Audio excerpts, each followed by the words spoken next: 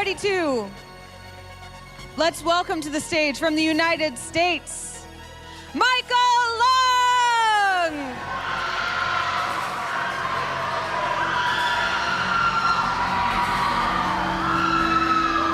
And to challenge him, please welcome to the stage, also from the United States, Zach Bakari!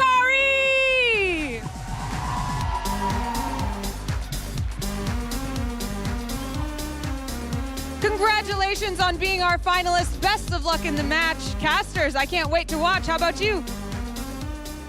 Well, I definitely can't wait to watch either, Anna, as this match proves to be very exciting from the start to finish, as both of these players have some water decks that really actually shined in the senior division, as opposed to, for example, the Masters division. Yeah, that's right. We see Michael is going to be playing his Greninja deck, the deck that he brought to the North American International Championship. It looks like a very similar deck list too. He might not have changed very much, even though he has Burning Shadows available to him. Yeah, it's actually almost identical. It seems to have very few differences compared to his North American International Championship deck, which does mean that he's just very secure with this deck. He's very confident, and he knows exactly how this deck's supposed to work. Zachary, on the other hand, is playing Alolan Ninetales, and this Alolan Ninetales does have quite a few cards from Burning Shadows. Yeah, that's right. Alolan Ninetales is a fantastic deck. We've been looking to see how this card was going to come into competitive play. We knew that it was going to be fantastic, but it's actually a deck all its own. Let me interrupt, because we do have Michael Long here on the screen. The crowd is going wild for Mike Long. He is a fan favorite, and there's no surprise there, because look at his accomplishments. Yeah, that's right. He was able to win 2 international championships this year, along with 2 regional championships. He had something over 2,000 championship points this year. It was phenomenal. He's also, last year, he was able to have a top 16 finish at the World Championships, along with being a finalist at the National Championships last year. I think it's fair to say that even if he doesn't win this event, he may have the best season of all time in any of the 3 age divisions. It's definitely worth talking about. He's done fantastic. 2 internationals, 2 regionals, 2 internationals, and a world's finalist, potentially a world's champion. Yeah. That's insane. Yeah. His opponent, on the other hand, Zachary Bakari, is also one of the premier players in the senior division, as he's been around since, here we see him having a top 4 finish in 2012 at the World Championships. Yeah, he also in 2013 he has a national championship top 8 and top 16 in 2017, regional championship in Virginia just this year, and the most important thing on that graphics board is going to be the Giratina promo. The accomplishments do mean quite a bit, but that Giratina promo may tell the strongest tale in this entire matchup, as that Giratina promo was basically put into this deck specifically for Mike's deck. Yeah, that's right. He wants to stop all of the abilities of Greninja Break. No more giant water shurikens. So if he's able to stop that, we're in for a long game on Michael's side. Well, we're going to have to wait and see how their prizes come out, because the prizes could tell a big tale here specifically for Michael. As one Frogadier's prize. Well, one Frogadier being prized is never good, but I'm more interested in seeing if the Giratina Break would be prized for Zachary Bakari here. Yeah, as that's going to be the real important card here. A Alolan Vulpix prize with a Guzma, Sudowoodo, and it looks like he dodged a big one. That's clean. Yeah, pretty much I would accept almost any prizes besides the Giratina in this matchup. Absolutely. Oh, he started with it even. He made sure to mention it. That's how important it is. He does not mind it being in play as early as turn 1. It's that important. And sure enough, Zachary Bakari will be drawing his card from the mulligan from Michael, and Michael will be starting the game off. He starts off with a level ball. Level ball will be finding him a second Froakie here, but first he's going to be looking through the deck to make sure that he doesn't have anything too awful prized. And he'll notice that he has a Frogadier prize, but beyond that, that's about it. Yeah, he's going to just check to see if everything is there for him. He sees that he's got the Staryu, which means that potentially he can start working on that Starmie, get that out early before this Staryu can get sniped off. That's something that you need to worry about in this matchup. The low hit points of the Staryu means that Alolan Ninetales GX would be able to take that out very easily with just the double colorless energy. Yeah, he does play a Staryu line or a Starmie line in this Greninja deck. But keep in mind, by the way, that all he had was a single Froakie, and he does pass. Zachary's deck isn't exactly the most aggressive, but still, this is not an exactly exciting start here from Mike, especially against the Giratina promo already on the bench from Zach. That's right. Zachary on his turn now. He's got the Ultra Ball in hand, a lot of energy cards. And of course, starting off with that Alolan Vulpix is going to be fantastic for him. He's got Beacon available to him, which means that he can start to search out some of his evolutions if he chooses to go for Tapu Lele into Bridget and really just get himself set up here. So we'll see what he decides to go with. Yeah, that Alolan Vulpix is by far going to be his best starting Pokemon that he can have. And, I mean, good for him because he plays 4 of it.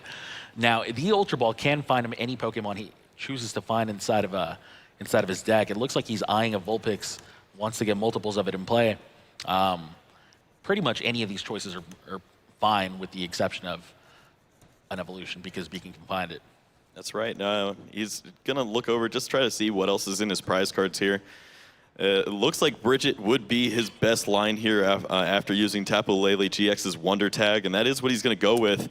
He gives himself an option with a free retreater of the Tapu Koko. That's going to come in pretty handy when he has Guzma plays. If he wants to use the active Pokemon as his attacker that turn, he has free retreat to just exchange right back into play after that switching effect. So giving himself a lot of options here, and this is a pretty dream start for him with that Giratina on the bench.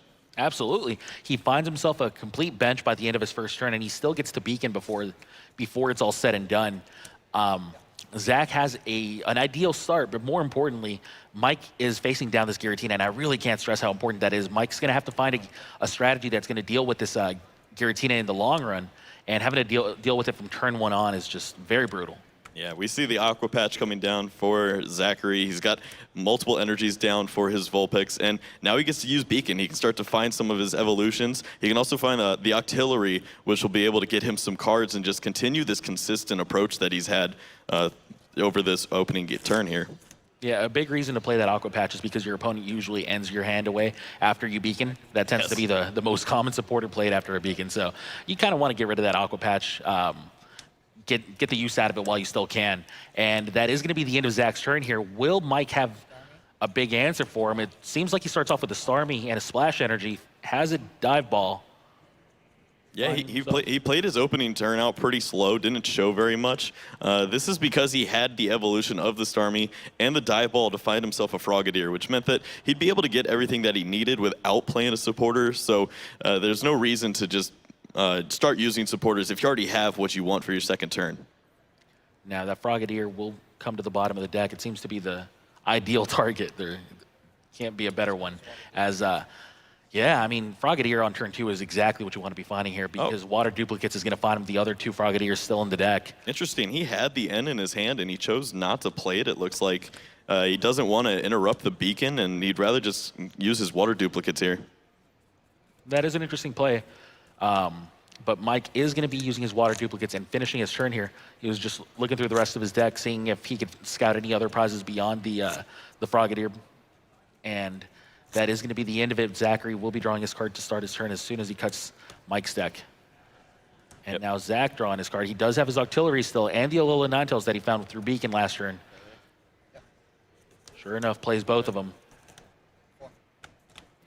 Zach's asking how many cards are in your hand. He hasn't seen a supporter card out of Michael, so he really doesn't want to use N here just yet. So he might just use Abyssal Hand, see if he can find a better supporter for the turn, and might opt to just use Sycamore. You know, I can actually really see Zach retreating the Alolan Ninetales like he's about to do and attack with the Tapu Koko. At this point is the perfect time to attack with Tapu Koko as Flying Flip because your opponent already has all of their potential Greninjas in play. You want to bring that Greninja down to 150 damage, 150 hit points after it Break evolves into the Greninja Break. Right.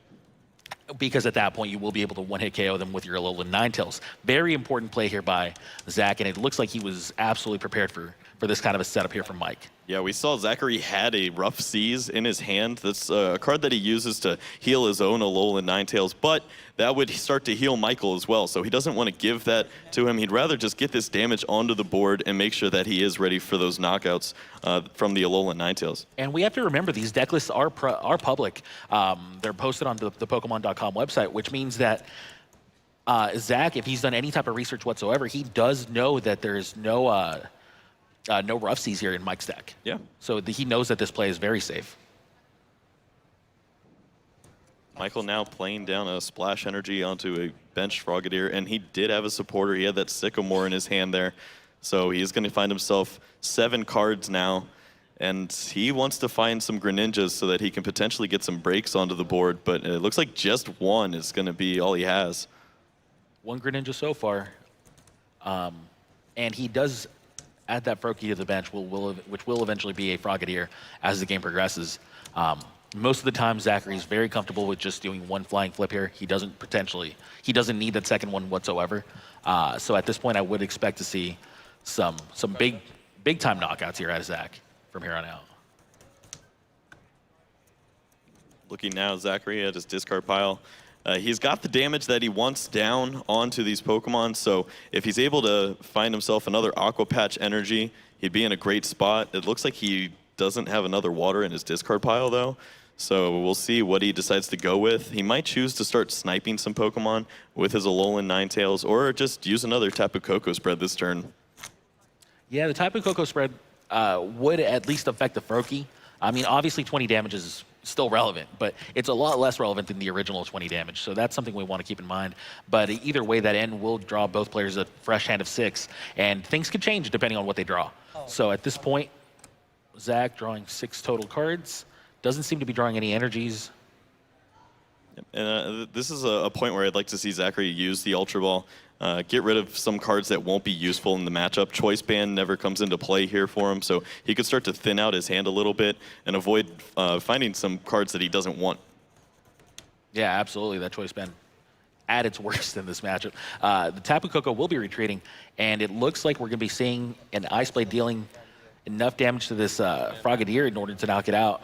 Splash Energy brings it right back to his hand.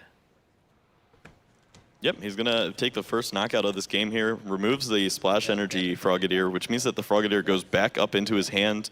That can be played back down onto the Froakie in this turn, but removing that Splash Energy can be pretty vital. That means that you're not returning a Greninja break, you're just returning a Frogadier.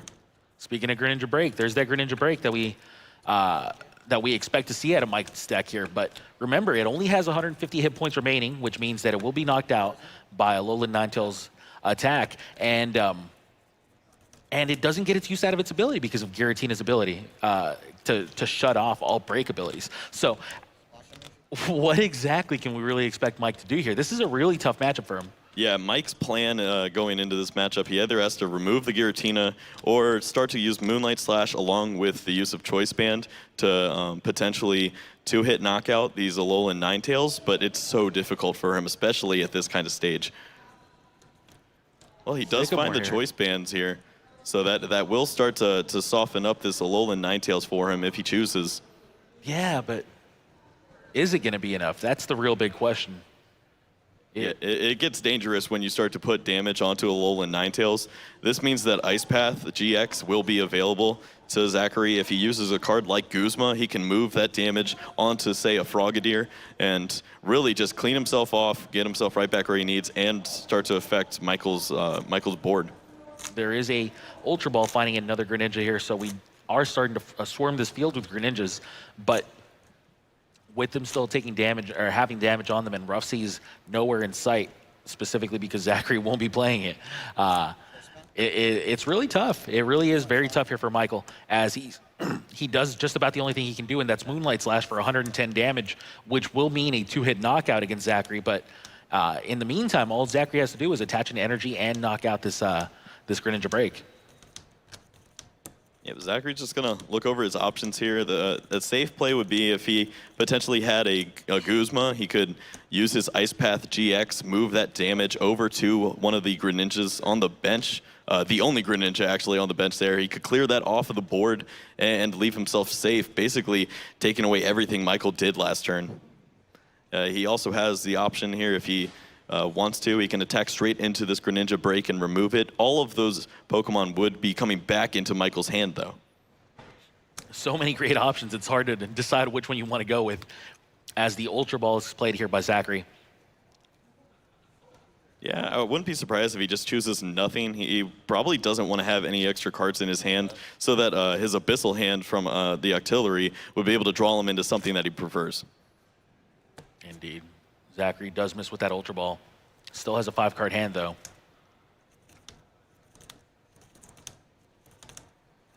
Decides to play that Floatstone onto Octillery, or at least potentially. Oh, takes it back. All right, Choice Band onto Tapu Koko. And yeah, at this point, he wants to play his hand down so he can draw with the Abyssal Hand as many cards as possible. Yeah, he's just looking at the best way to do this for himself. Might be attaching to, yeah, he's got the Floatstone there for his Alolan Ninetales, can have some access to free retreat if he chooses. Is he just trying to avoid attaching that double colorless energy to the active Ninetales? Yeah, I'm not sure what he's deciding to do there. He knows that that Michael plays the Jirachi that could remove the special energy card, so maybe he's a little worried about that. But maybe, but yeah, if he is going to go with a Blizzard Edge, it's nice to have a double colorless energy. You can just use that to pay the cost of the attack. Yep. So it does look like he finally attaches that double colorless energy, but and he then did Abyssal find Hands. Guzma, so he might be able to pull off that Ice Path play that I was speaking about. We'll have to wait and see if he goes for it. He's eyeing the Guzma. Yeah, I certainly think that this is the way to go here. He can pull up this Greninja. He has free retreat from the Tapu Koko, and then he can clear all of this damage off of himself, also taking out a fantastic knockout here on the Greninja. A big-time play here by Zach as he does find that Guzma, knocks out that Greninja, and uses his GX attack about as wisely as he can, removing every bit of damage away from his Ninetales, leaving his board relatively clean here against Mike's field full of Greninjas that are just damaged enough for them to be in danger. Yeah, he's just got that one Greninja break there now that is in knockout range. And now Michael really needs to start finding more pieces to the puzzle. He's going to need to find cards like his Rescue Stretcher and some Greninjas so that he can start to rebuild onto this board and find Greninja break. Because right now, his benched Greninjas or potential Greninjas in Froakies and Frogadier, they aren't in range of being knocked out by Alolan Ninetales. He would have to see another Tapu Koko spread come into play. Right, and I mean, this Tapu Koko doesn't have to come in. Doesn't have to become an active Pokemon on this turn, right? He can wait until another Froakie comes down. He can wait until this Greninja break gets knocked out. Oh, he's got plenty of time. Yeah, there's absolutely no rush for this Tapu Koko to use its flying flip again, but he will be using it at some point just to kind of recycle what he's already done over the last couple of turns. Yeah. Michael is going to wisely use that Rescue Stretcher, grabbing himself a Frogadier. Able to continue to build onto his board here. He needs to keep all these threats in order to combat the Alolan Ninetales and the pressure that it brings. It brings so much pressure so easily as well. You see that Zeki hasn't really struggled to do what he wants to do here. Just attaching and evolving has been able to get himself into a commanding lead here in this game. Yeah, I mean, he had such an ideal start. He literally started with the Giratina on the bench. That's right. That's about as perfect as a start can get here for Zachary. And his deck hasn't really slowed down since. He's gotten, you know, the turn 1 Beacon into multiple evolutions on stage 2, or on turn 2. And things have just been going very smoothly for him. Mike, on the other hand, has also been getting his evolutions out about as smoothly as you can hope to do so in with the Greninja deck. And while that's usually good enough to beat just about every deck in this format, if your Greninja deck can get out the way Mike's deck has this game, it's a totally different case when your opponent has his own Giratina in play. Right. Looking over for what Zach might potentially be looking for in the future turns, he doesn't need much. As long as he keeps attaching energy, he's okay. But maybe his one Field Blower would be really big for him. If he was able to remove these choice bands, then his Ninetales would no longer be worried about being 2-hit knocked out, which is really good for him. He'd be able to have so many turns of fantastic attacks from his Alolan Ninetales. Well, either way, Greninja Break did deal another 110 damage. We've seen this turn before out of Mike. Will Zachary finally knock out this Greninja Break? Seems to be the case. Yeah, he's got VS Seeker, so he can find himself a supporter of his choice from the discard pile. He's got cards like Guzma, where he could potentially remove the Greninja on the bench. That one has no splash energy on it, so all of those cards would be gone, and that looks like the play that he's going to take here. Promotes the Tapu Koko with free retreat. Abyssal Hand's going to get him a free card. He's found a Rough Seas. He's never going to play that, though. That's about as dead a card as you can have in this game, as you're never playing that. And here it is, Blizzard Edge, dealing 160 damage, knocking out this Greninja. And again, all that's left is that Greninja break with 20 damage on it already. Thinking about the Rough Seas, actually, he'd be able to heal himself out of being knocked out this turn. But it would remove all that extra damage, which he was able to set up this Greninja break to be knocked out. So it's kind of a double-edged sword for him. Right, that 20 damage really is critical. And it's just very clever of him to be able to take down these Greninjas before they turn into Greninja breaks. At that point, they become much more difficult to knock out. But in the meantime, I mean, they're just vulnerable enough that the Alolan Ninetales can really do whatever it likes and knock them out in one hit. So the Greninja break is still at 150 hit points, which means a single Blizzard Edge will knock it out, and he's perfectly happy with that. He just wants to avoid having a Greninja break with 170 hit points on it. Yeah, that's right. Michael is forced to use all of these valuable resources, rescue stretchers and super rods, trying to get all of these Greninja pieces back, which generally he'd be able to get back with splash energy. Zachary's just doing a great job of playing around that card. Michael plays the splash energy, then versus Seekers for an N and ends. Michael will be drawing a full 6, while Zachary will only be drawing 3. But because of Octillery's Abyssal Hand ability, the damage that N would normally be doing here is very much mitigated. Yeah, and Zachary's still in a really great spot here. Even though he's only going to see 3 cards, the only card that he needs to find is an Energy or an Aqua Patch that will be able to give his Alolan Ninetales on the bench enough energy to get a knockout here on the Greninja break. And he also has Abyssal Hand so that he can continue to draw. Basically everything is going in Zachary's favor here. Now Zachary looking over his hand. He does have that Aqua Patch, so energies are available to him. He has Tapu Lele if he wants to find a different supporter for the turn. If he wants to try to find another Guzma, if he plays a second one in his deck, he does. So he could try that option. Or he could just use Professor Sycamore here and find some more cards, maybe get more energies onto the board. If he's able to get an Aqua Patch and a double colorless energy, he'd be able to perform the attack of his Ninetales, removing 2 energy cards and still have enough to Blizzard Edge again. All right. Zachary here plays an Ultra Ball. Yeah, he's looking at the Alolan Vulpix here.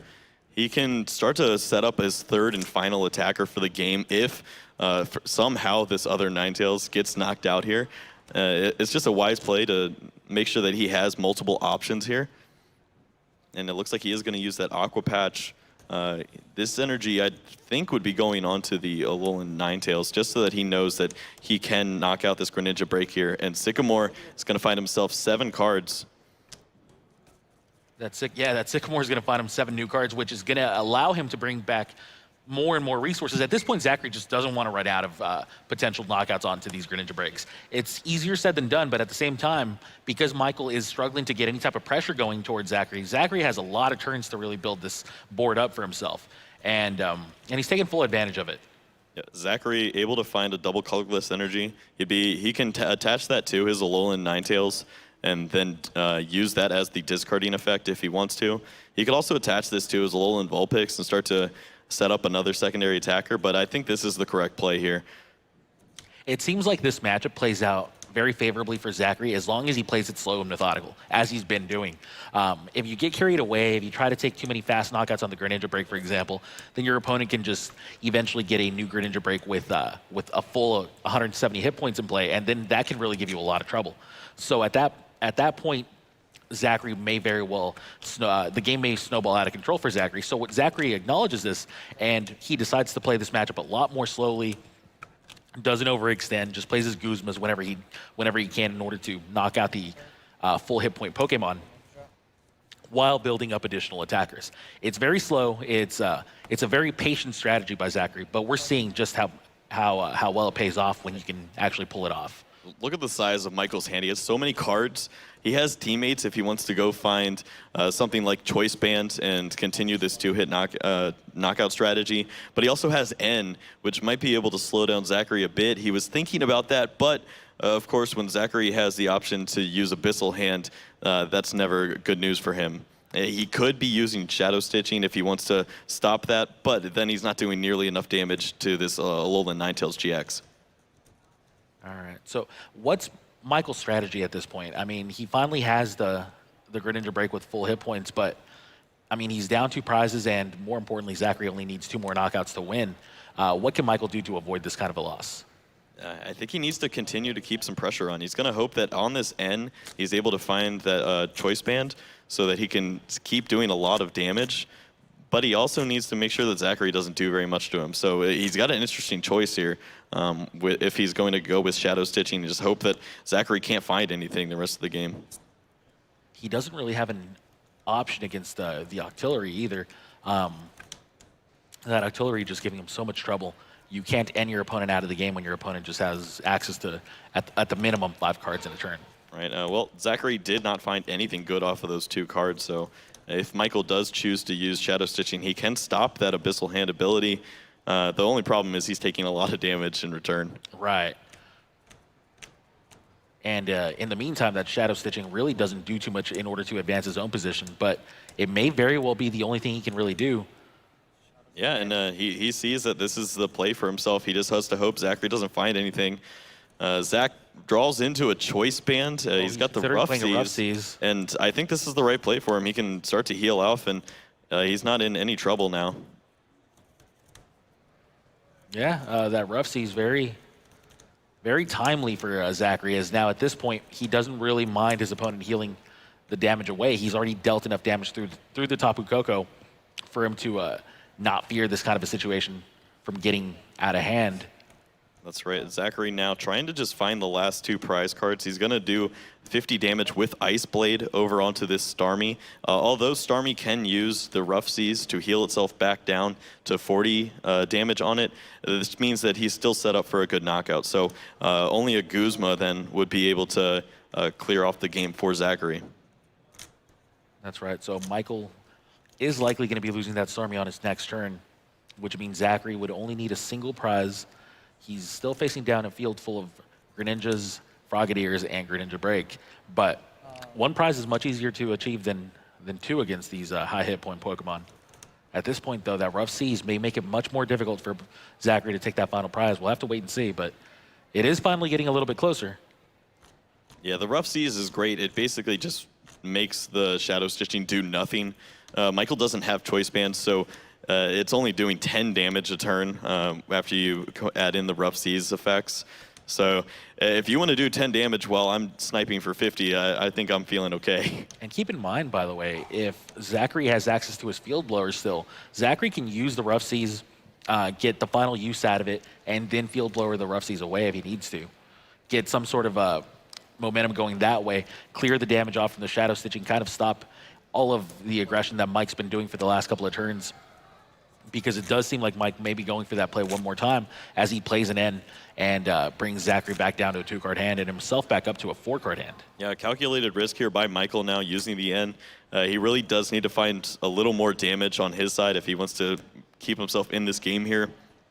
Although he did get exactly what he wanted by Zachary not drawing into anything on the last N, he needs to hope that this just happens again. It's an effect of the N that he wishes didn't happen to Zachary. Did I just see a Pokemon Center lady, by the way? Yes, yeah, he has a lot of heal. What a brutal card against Mike's strategy. And actually, there's a Field Blower by Mike before Zach can do anything with that Rough Seas afterwards. So Mike gets that 1 use out of it and then decides to get that card out of the field. It's potentially too good for Zach to have in play. Well, Michael is going to have to continue with the Shadow Stitching if he wants to try to keep Zachary out of the game from the Octillery's Abyssal Hand, just drawing right back into it. So we may just see 40 damage come into play, and that plays right into Pokemon Center Lady. Yeah, I mean, Mike thinks he's safe because the Rough Seas is gone and Zach's only got a 2-card hand. He still wants the Shadow Stitching because he wants to stop the Abyssal Hand from taking over the game. It makes sense. It's a play that makes sense for Michael. And he agrees as he just deals 40 damage with Shadow Stitching. He may just be getting the bad news right now. And actually, a Versus Seeker just gives Zachary even more options. Yeah, he can use Pokemon Center Lady this turn and knock out the Starmie. And then in the following turn, he has that VS Seeker to use a Guzma and win the game here. So if Michael doesn't have an N, he's going to be out of this. Well, what he can do right now is he can Guzma right now and make sure that he gets the prize before it gets... Well, I guess he doesn't mind because he will be seeing a Greninja no matter what. So yeah, you're absolutely right. He can definitely Pokemon Center Lady this turn. I would prefer to see that over a Guzma on this turn. Yeah, it looks like he does have a difficult choice ahead of himself here.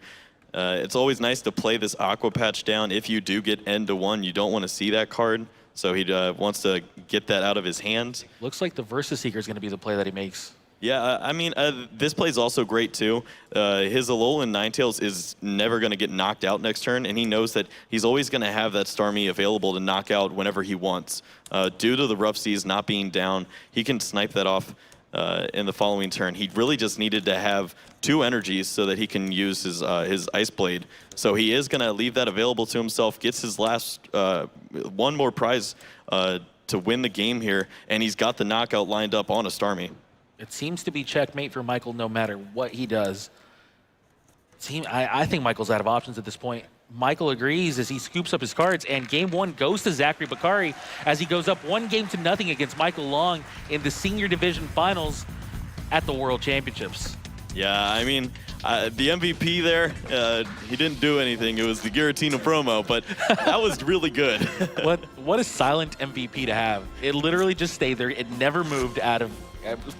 From when the setup happened, yep. From when they flipped over the cards to now, that card was likely never even touched, but it was still the MVP. Yeah, Michael is going to continue the same strategy that he had. He just really needs some help from the Giratina promo and the prize cards or something. It's so hard when you take away Giant Water Shuriken to get these knockouts on a card like an Alolan Ninetales. 210 hit points is a difficult number for you to continue to hit if you aren't able to add extra damage onto the board. I mean, we saw how powerful the Greninja Break deck was even without its Giant Water Shuriken. Add the Giant Water Shuriken and you can understand why Michael's won 2 international championships and he's in the finals of the World Championships. It's a powerful deck, but there's a powerful counter to that deck, and it just so happens that Zachary has that card in his deck. Yeah, and I mean, props to him. He knew that this would be a matchup that he'd have to face. Did a little research and saw that this is the deck that won the North American Internationals, and he's likely going to see it in the World Championships. Little did he know he'd see it in the finals of the World Championships. Just how he wrote it up. Just how he drew it up, anyway. So here we go. Does he have the Giratina in his hand? No, he does not. So that's one thing going for him. All right, looks like a mulligan here from Michael Long. Yeah, this is something we see a Some lot. prizes being laid down by Zachary. Will he avoid the Giratina being prized one more time? It seems like he does. That's honestly one of the biggest pieces of this matchup. He just needs to avoid that card being in his prizes. His hand is not very great, it looks like, but he will have a supporter for the turn so that he can potentially find that Giratina early. Yeah, all he has to do is hope his deck runs normally. Yeah, just doesn't okay would be great. Yeah, at this point, he doesn't even hope for something miraculous like a turn 1 Ninetales or anything, turn 2 Ninetales or anything like that. He's hoping for just give me supporters and give me Ultra Balls. Oh, actually, he did not find no a supporter. Yeah. Well, here for Michael, we see a Starmie and we see a Froakie. Yeah, we might want to take another look over at Zachary's hand because he has nothing going on for him now. Right, I definitely just got another look at it, and he definitely doesn't have a supporter in there. Michael, though, doesn't know that. Does he have access to an N? He does have an N in his hand. Yeah, but he might just play this slow the same way that he did last game. As long as crucial card, but that's not the one he wants though. He has 3 via Seeker. Okay, so it's a big time top deck, but I don't know. Okay, so one thing you can do if you're Zachary is just pass with the Sycamore in hand. Normally, I don't recommend doing that, but in this particular case, Michael can very well still play the end. He may be forced to. Oh, I think he does it. Yeah. Oh, no. All right, well, that's a lot of resources that just hit the discard pile here for Michael said, Zachary. no way. Let me see that. You see the reaction from Michael there and Zachary himself. They both know that it was a big Sycamore, but calculate a risk. Yeah, I mean, this drew him into everything that he needed. He's got the Floatstone for his Remoraid. This means that he has access to Beacon. He's got another supporter for himself, and he's got an Ultra Ball, so he's going to be able to get everything he needs, meaning Giratina promo is likely going to hit the board on the second turn. Just not going to be using those Guzmas like he was last game. Yeah, that's for sure. This is going to be a very different game based on what happened on this first turn. Very, very different game. But as crazy as it sounds, it's still nowhere near out of Zachary's reach. That's just how powerful this deck is against Greninja, as even with all these resources discarded, he is still very much in this game. Well, this is Zachary's first search, so seeing that Giratina promo probably lights him up inside, says, all right, the Via Seekers was bad, but at least we've got you. I would probably even beacon for it right now. He's got the Ultra Ball for it, so he can grab that later if he wants to. I think it's very important that he at least gets the Octillery. Sure, I mean, the Octillery But the is other card, one. yeah, he can pick what he chooses there. I think I would beacon for it just to force my opponent into an end play. That kind of a play. But he goes for the Tapu Koko. And plus, you demoralize Michael if you show him the Giratina right away. Hey, it's going to be a long game. There is a lot to be said for demoralizing your opponent. Well, Michael is now going to get into his second turn. He's got the Frogadier. He's got a Splash Energy, so exactly what he wants. That does explain why there was no N played. And he's got a Greninja in his hand, I believe, so he may not use the N either. And yeah, he's just going to use the Water Duplicates again. I believe he doesn't have any Frogadiers in the prizes this time around, though, so might be a couple more Greninjas for Zachary to have to go through. Yeah, there was only a Froakie and a Starmie in the prizes for Michael, so he'll definitely be getting all three Frogadiers into play, and well, all four Frogadiers into play by the end of this turn. Meanwhile, Zachary still lamenting his discarded goods here. All those riches. He could have had an embarrassment of them, but instead he's just feeling pretty embarrassed after having to use that Sycamore. Well, he does have that Tapu Koko in his hands. The retreat cost on the Vulpix isn't that bad, so a double colorless energy would be great for him. He'd be able to use that Tapu Koko flying flip spread damage and get himself right back where he was in the opening game, where he had all of these Greninjas and potential Greninja breaks lined up to be knocked out by an Alolan Ninetales. Yeah, that Tapu Lele was also a pretty nice card for him to draw here, as it ensures that he's, well, maybe not, as he may be Ultra Balling it away, but it did ensure that he would have access to whatever supporter he'd like.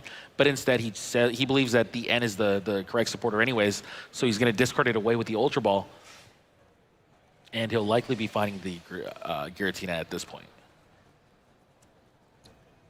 Yeah, well, he doesn't need to worry about the Giratina just yet. That's still 2 turns away. That's a lot of faith in your future draws. Yeah. A lot of faith. Well, he's got his Octillery as well, so he can find a lot of good cards in his deck. So the reason I'm saying this is because there is always that potential of you just not drawing very well off of whatever hand you have at the end of the turn, and if your opponent decides to go for a play where he just starts attacking you down and locking down your abilities, plus using his giant water shurikens, then he may slow you down from getting that Giratina for a couple of turns. I'm just saying, if I'm Zachary, I'm playing it as safe as I possibly can. Yeah. Well, Zachary looked at his discard pile, and although there's a lot of discarded items there, he had no water energies in there, so his Aqua Patch wasn't going to do anything for him. He would have liked to accelerate some energies, but now, yeah, he's probably going to be looking for just a supporter, and that Giratina promo would be great for him. Does find Ultra Ball.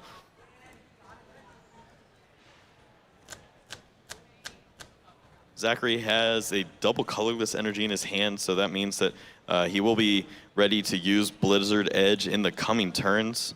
And he's thinking about the Ultra Ball now. But yeah, he might just hold on to it as well, too. It doesn't matter until next turn. Next turn is when he needs to have that on his bench. All right. Michael Long gets his first Greninja in play. Still contemplating his plays here with the with that Ultra Ball. No supporter card over on Michael's side. He does have a Greninja Break and an Ultra Ball. He can continue to get more Greninja onto the board, but he's going to be kind of stuck there from that point on. He has one more Splash Energy, so he can have access to Moonlight Slash in the coming turns if he wants to start putting some damage onto the Alolan Ninetales, but he's going to need to find a little bit more if he wants to keep up some pressure. Yeah, this is a great short-term hand, but in the long run, it definitely doesn't have all the resources it needs, and it's going to need a lot of help in the next coming turns. But in the meantime, he goes for an Ultra Ball. Probably finds himself another Greninja here. And then, like you said, he still has the Greninja Break in his hand. He has plenty of things that he can still do, but the problem is going to be in 2 turns from now. What's he going to do in order to keep this pressure going? I like the evolution on the damaged Frogadier. He needs to be wary of the Tapu Koko damage. He'd be able to get that spread off, not only getting all of the potential Greninja breaks into range, but he'd also be able to knock out that Frogadier. So being wary of that and evolving here is pretty key play by Michael. Yeah, and on top of that, you also take away an easy prize from Ice Blade, things like that. Just an overall good play here. Yeah. Onto that damaged Frogadier. And now Michael's still contemplating what to do. It really is not that easy. Forced to just Moonlight Slash here for 60. Yep, he wants to keep that Splash Energy on just because he doesn't have the Greninja Break. That means he doesn't have that extra hit points. So the 130 hit points can be knocked out right now by the double colorless energy on the Alolan Ninetales. And he needs to get those pieces back into his hand. He wants to have access to that Greninja. He has the Froakie on his bench, which means another Frogadier can come into play, and he has an open bench space to play that Froakie down. All right, looks like an Ultra Ball here from Zachary is going to be how he starts his own turn. Well, it was that last card there. That would have been scary if he looked through the deck and didn't see it there, and it was just sitting over there. All right, so Zachary does find that Giratina finally. Michael gives the nod of approval. Says, yeah, I kind of figured. At this point, I would have been hoping it was prize, just silently crossing my fingers, and eventually gotten the bad news, as Zachary does find that Giratina with his Ultra Ball and plays it onto the bench in its comfortable spot that it was located in the previous game. And, I mean, honestly, at this point, things are starting to look up for Zachary, and it's Michael Long that's starting to have to look uphill and see that long journey ahead in order for him to try to take this this match. Yeah, Zachary, on the Abyssal hand, he drew into an N and another Aqua Patch. He saw that Michael only had 2 cards in his hand, and he didn't want to mess with him potentially having a poor draw. So he chose not to use the N here. Of Greninjas, as we see 2 Greninjas and the Greninja Break come into play. Yeah, we expected this, though. I mean, he just uses Splash Energy. All these Pokemon coming down on the board. The key here is, though, he doesn't have anything else left in his hand. Just this Splash Energy, and he has to bounce it back even just to get some pretty good damage onto the Alolan Ninetales. 140 damage onto the Alolan Ninetales already. Only has 70 hit points remaining. Now it's key here for Zachary not to use that N, but he would lose a lot of resources in the process. He has 2 Aqua Patch and no water energies in his discard pile. So maybe he does a quirky play with his Pokemon Center lady and uses Ice Blade, or maybe he pushes all the damage with his GX attack this turn and just tries to stay clear. Zachary's just had a couple of uncomfortable hands here, and this one is no different from the opening one. Just resources you do not want to get rid of. You've already wasted so many before with the Sycamore discarding the triple Versus Seeker and double Rough Seas, and now at this point, Zachary forced to have another key moment. Yeah, I think this is the safest play for himself. He's able to take away a Greninja Break that doesn't have a Splash Energy, push all of the damage over, and now his Alolan Ninetales is clean. And hopefully for him, Michael doesn't draw into any supporter, and it looks like he didn't find anything. Zachary showcasing the power of the GX attacks as he takes full advantage of his one-time GX attack in order to knock out Michael Long's Greninja there and keep his Alolan Ninetales at 0 damage. That's 2 turns worth of damage that he just shook off. And wow, Michael had to play his entire hand there just to get this damage on. 110 damage, bouncing the splash energy back into his hand. And I think that this Pokemon Center lady might really hurt him here. Once he sees this, he knows that this Alolan Ninetales still won't be knocked out. If Zachary hadn't gotten the good news about Michael's hand yet, he definitely did after Michael played it all down. And it looks like Michael's about to get the bad news about the Pokemon Center lady here, as it seems to be by far the best play Zachary can make. Yeah, he can make sure that there's no way that this Alolan Ninetales falls in the coming turn. And this is pretty demoralizing for Michael. He's going to be losing another Greninja here that doesn't have a splash energy. He needed to have the splash energy so that he can attack next turn. So had to bounce it back into his hand. You see that nod from Michael as Zachary does play that Pokemon Center lady. Yeah, there was a little bit of life for Michael. If he was able to find an N into a choice band, he would have been able to get a knockout. Another bad card here for Michael. Time is running out on Michael Long's tournament.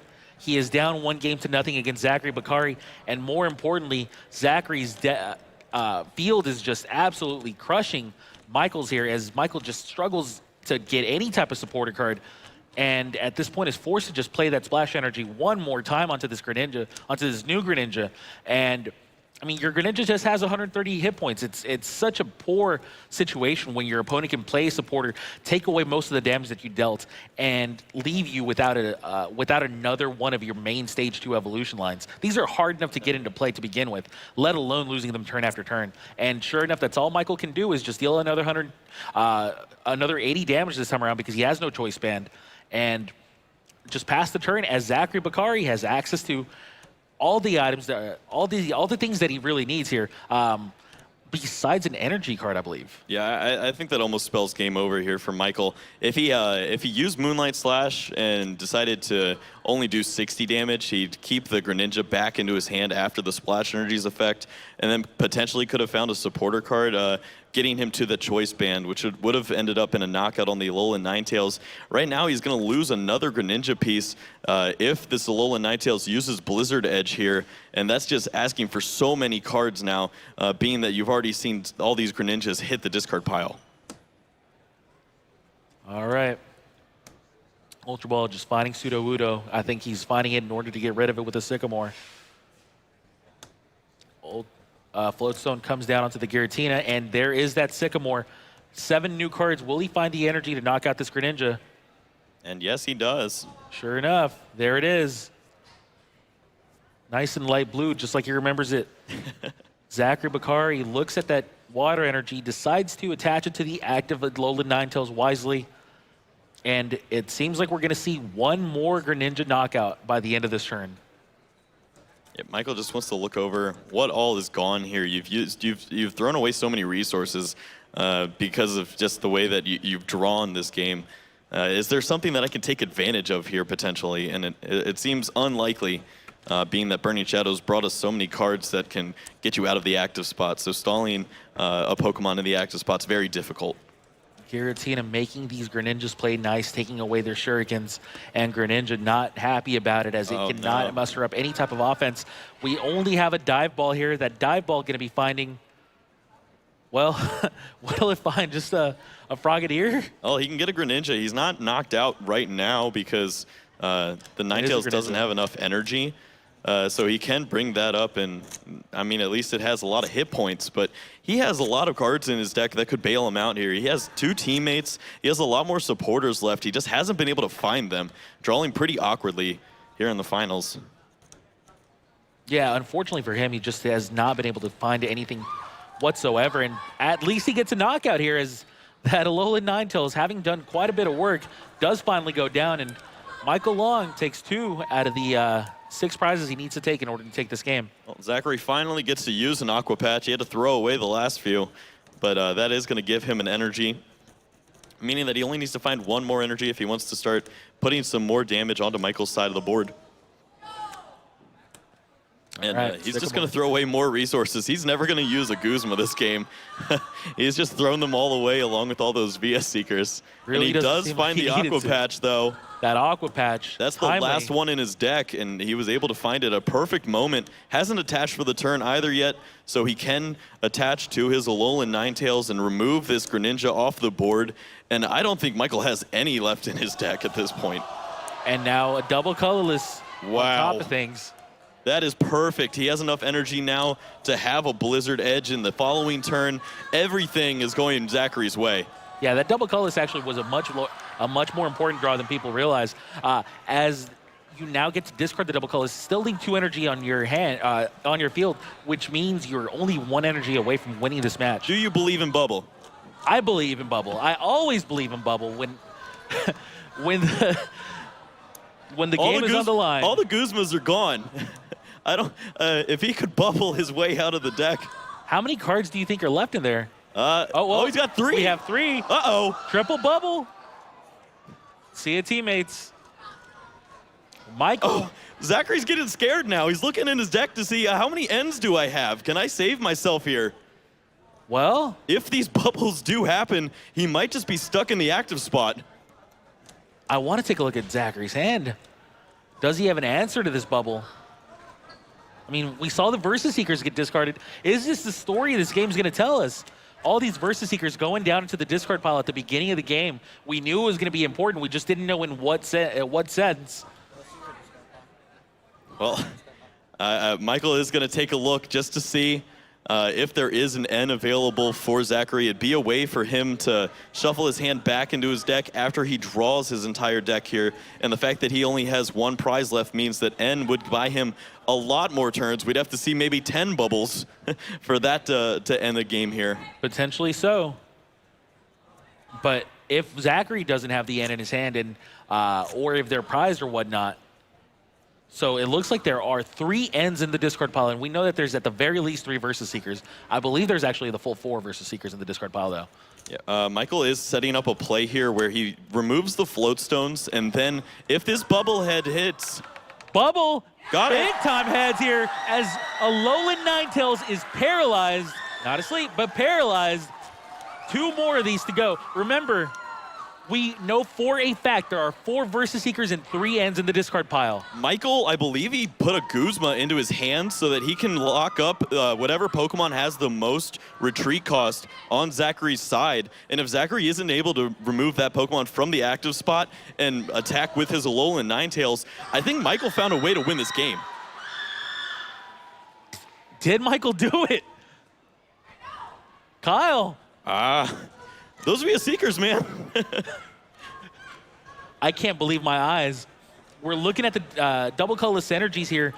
I believe at least a couple of them are in the discard. It looks like 3 are in the discard. All No, 4. 4. Uh-oh. All 4 in the discard. How many float stones does he play? 2 float stones. They're both in float the stones are in the discard. All 4 double colorless, both float stones in the discard. 3 Versus Seekers or 4 Versus Seekers and 3 Ns all in the discard pile. This could not be worse for Zachary Bakari. All that has to happen is a few more flips to go Michael's way. I think this Guzma might be able to just get him there, honestly. Very well could. Yeah. Does Michael remember Zachary's deck list? It seems like he promotes does. the Giratina. That Giratina. It's going to just keep bubbling it. You can't retreat if you're paralyzed. Got Bubble it. heads. Oh, my goodness. 1 card left. 3 water energy in Zachary's hand, though. He's just going to attach and pass the turn here. 1 more. This bubble is going to be very important here for Michael. Well, Giratina does have that 2 retreat cost, so he'd have to have access to another energy if he wants to get a knockout here with his Alolan Ninetales, so that actually just might be it. Well, he still has 1 N, doesn't he? Oh, no, he only plays 3 N. Bubble. He literally has no way to get any cards left in his discard pile into his deck. Yeah, I think Zachary notes this as well. Now we see a dive ball. Just gonna grab another Froakie, the MVP of this game. Oh my goodness. You asked if I believe. Did Michael believe? That was the real question. And the answer was yes. Michael believed, and he hit the most crucial paralysis flip of his entire life. Yeah. All right. Might as well keep going. Nope. This time it's a tails. Does Zachary have what it takes? It does not seem so as Zachary scoops up his cards. Michael Long takes the second game in what surprised literally every person in this arena. Oh my goodness. I can't believe that he was able to pull off that game. And that's what you need to do if you want to become the world champion. You have to see those lines, and he did. I'm speechless, Kyle. I can't believe what we just saw. The tale was told literally from the very first turn of the game as we saw the Sycamore discard 3 of the 4 Versus Seekers in Zachary's deck. Wow. It didn't look like it was going to be all that important. Zachary was just dominating that entire game from start to finish. But at the end of the day, Michael acknowledged that there was very few cards remaining in Zachary's deck, and he found the one way for him to win. He needed to hit a crucial bubble flip, and he did. And from that point on, it was academic. I mean, Michael is on cloud 9 now. That was everything that he needed. He's back in this game. And just imagine, what if Giratina promos priced this game? I mean, there's so much life that can flow right back into Michael and get himself there. The question now is Zachary's mentality. Can he come back from a game like that? He was in complete control. He was 1 prize card away from winning the World Championship. Now he has to play another game. He has 20 minutes here to get himself this championship. Michael Long just pulling off what can only be considered to be one of the greatest upsets that I have ever seen in this Pokemon trading card game. He is 1 game away from winning the Senior Division World Championship. But keep in mind, Zachary Bakari is still the favorite. Zachary still has the matchup advantage. It's just, once you've lost 1 game, you can very easily lose the other. Oh, we're going to keep a close eye on the opening hands and the prize cards. We're looking for Zachary, Giratina. there's that Giratina he starts right with it. Giratina right in the opening hand. That is exactly what he wants to see. The prize cards matter much less once you already know the good news. Yep, he can work with that. He does have his Bridget in the prize cards, however, though. Oh my goodness. Double Frogadier. Wow. Oh. You hate to see that happen after such a hard-fought victory in Game 2. Oh, the bad news is going to come right to Michael. Not only does he see the Giratina promo starting for Zachary here, the Tapu Koko is the best Pokemon for him to start with that free retreat access, and he has Ultra Ball throwing away supporter cards. You know Zachary is going to get the exact start he needs, and you can't have Zachary starting like that if you want to win a game here. This is the actual perfect start here for Zachary. I can't imagine a better start if I'm a Zachary Bakari fan. And Michael Long has yet to find out the bad news for his own side. Frogadier is easily the worst prize you can have in this deck. Having even 1 prized is awful for you. Having 2 prized, it's almost impossible to come back from. Yeah, I know a lot of players that when they do that opening search, if they see a couple of their Frogadiers in the prizes, they might just scoop up. But yeah, you can't really do that in Game 3. It really is that bad. But obviously, this is Game 3 of the finals. Nothing to lose. Michael's going to play his heart out, just like he did in Game 2. We counted him out 1 game. We cannot count him out again. We cannot make that same mistake again. Yep, using Professor Sycamore here is going to find himself 7 cards, able to continue to build onto this board, finds another Alolan Vulpix, finds energy cards in a fantastic spot here. Alolan Vulpix gets an energy attached to it. Would have liked to see a Remoraid, unfortunately wasn't able to find that, but overall, that's a 9 out of 10 start, I'd say. 9.5 out of 10. I'll one-up you there. All right, dive ball here by Michael. Oh, this here search is going to be heartbreaking. I hate to see. He says, where are you? A heartbreak, but this is about to happen. He said, no way. No! That reaction says it all. The top card was his Frogadier, and that's the only one.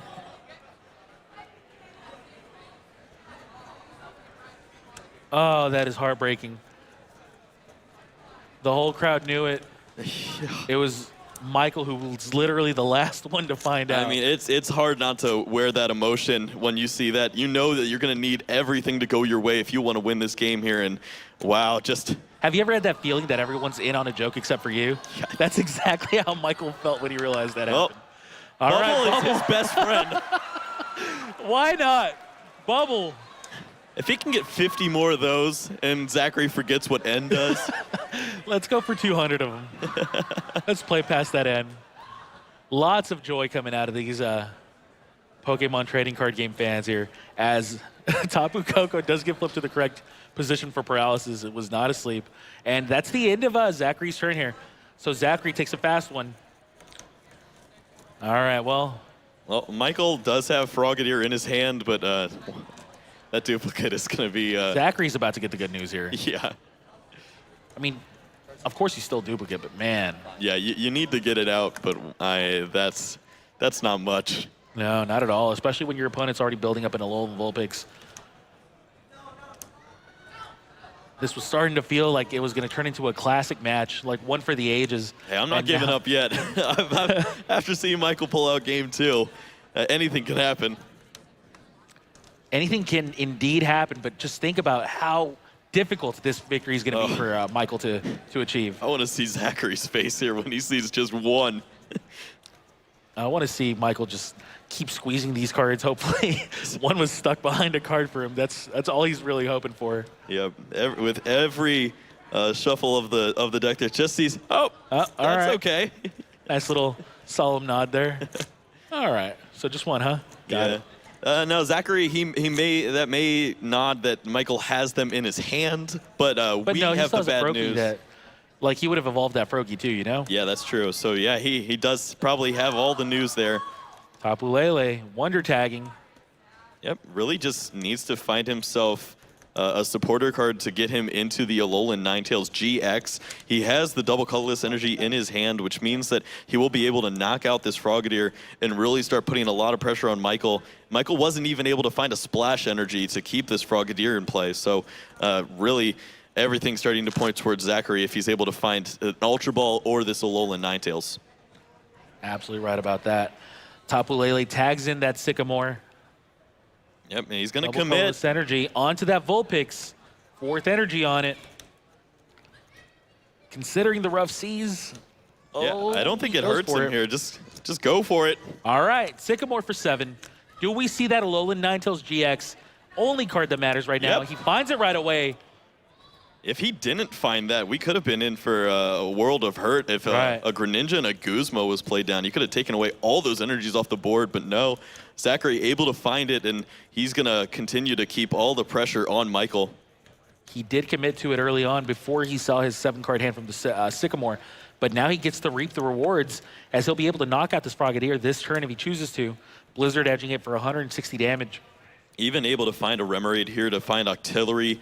He's going to be able to continue to have all these cards in his hands, and this is looking like Zachary's game.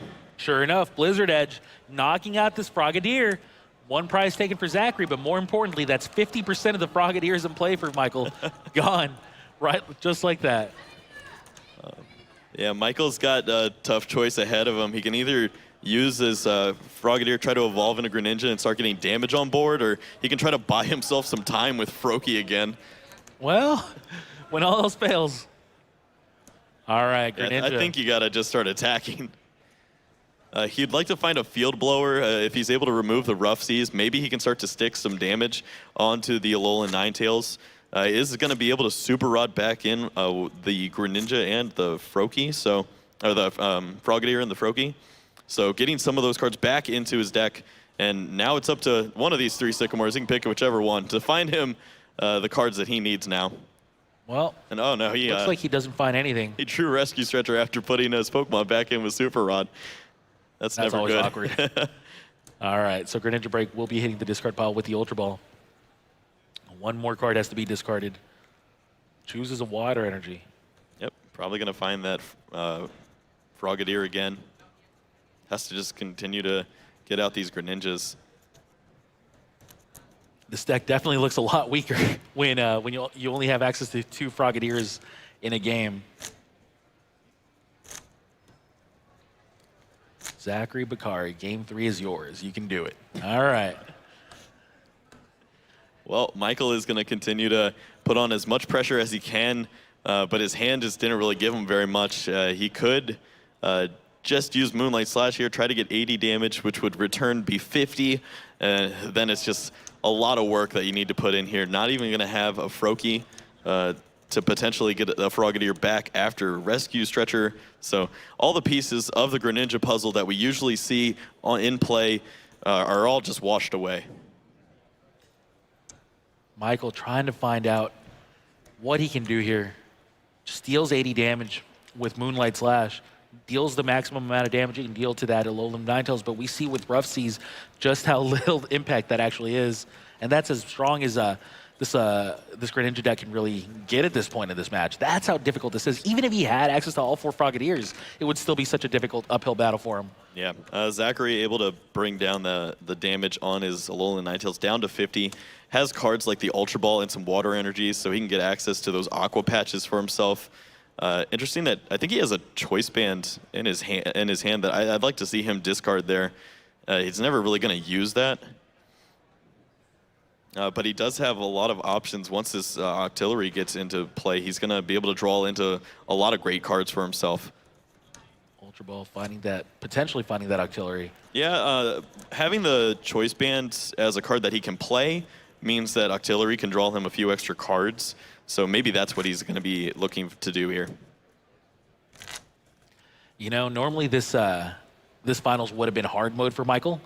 This is actually like just unbelievably like insane mode when it comes to difficulty levels. That's how difficult this is when you have access to only 2 Frogadiers in an entire match. You need to start taking prizes, but it's so hard to do when all you can deal is 80 damage. And looking for double colorless, does find it. Wow. Finds a double colorless. One more time, why not? Able to save those energies on his Alolan Ninetales, and that is just perfect for Zachary. Takes away this Greninja, Only and a Frogadier in Michael play. only has Frogadier.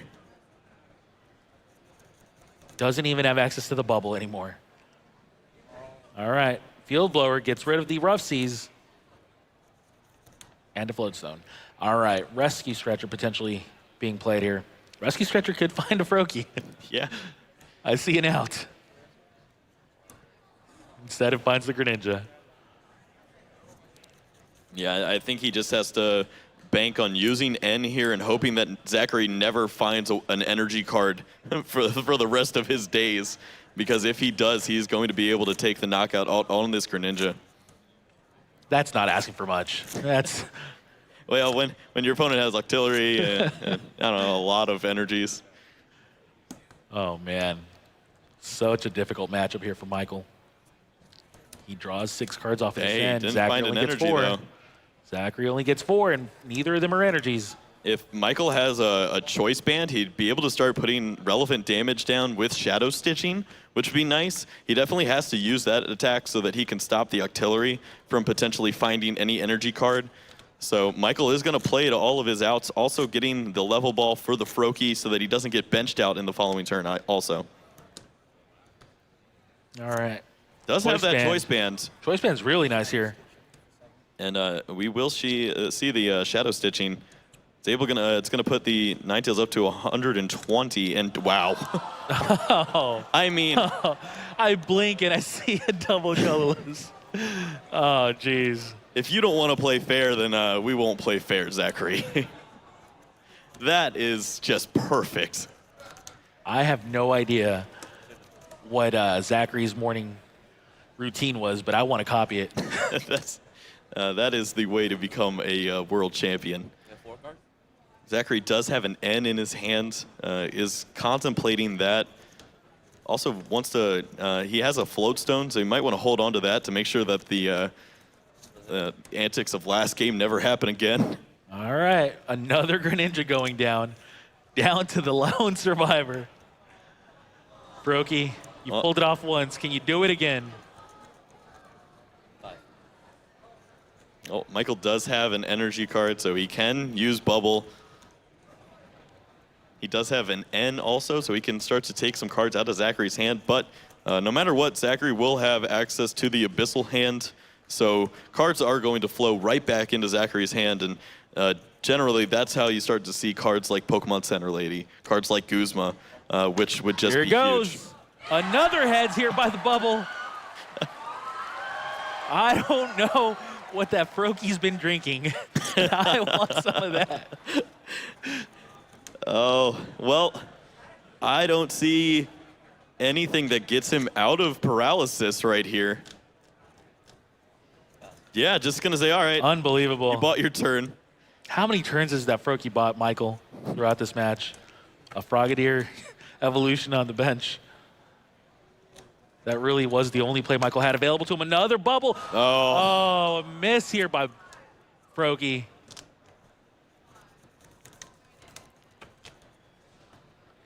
Oh, man. How dare Froaky miss? Zachary's gonna be thinking about a floatstone on his Giratina. And no, it looks like he just wants to use the N, and I mean, he really is pretty shook up after game 2. He just wants to make sure that it never happens again. Yeah, no kidding. He'll discard any card before he discards a floatstone in this game. I can't blame him. Zachary is going to be looking to find an energy card here. He also has Abyssal Hand to draw some more, so any playable cards here would be great, and even finds the double colorless energy, so that's pretty big for him here. All right. Abyssal Hand, finding him a couple of cards. No energies. Oh, there is the double colorless energy, though. You're right. Yeah, he found a floatstone there also. He would have liked to find maybe Rough Seas to heal off some of this damage, potentially not being knocked out by a Greninja Choice Band Moonlight Slash. But yeah, he's just going to use his GX, be safe as possible, and I can't blame him. Oh, no, not at all. We've seen how Ice Path GX has just been backbreaking in these games against Michael. All 3 games that Ice Path has just done so much work against them. And Also, here's a Greninja. Very wisely didn't play the double colorless energy because then he opens up a Jirachi, taking away that energy from him. Just wants to hold on to all of his resources. This may very well be the last Greninja of this match. Will this Greninja be able to take Michael all the way? Oh, Michael's reading Starmie saying, will your attack help me? Zachary's deck significantly larger this time than game 2. So that option is no longer available.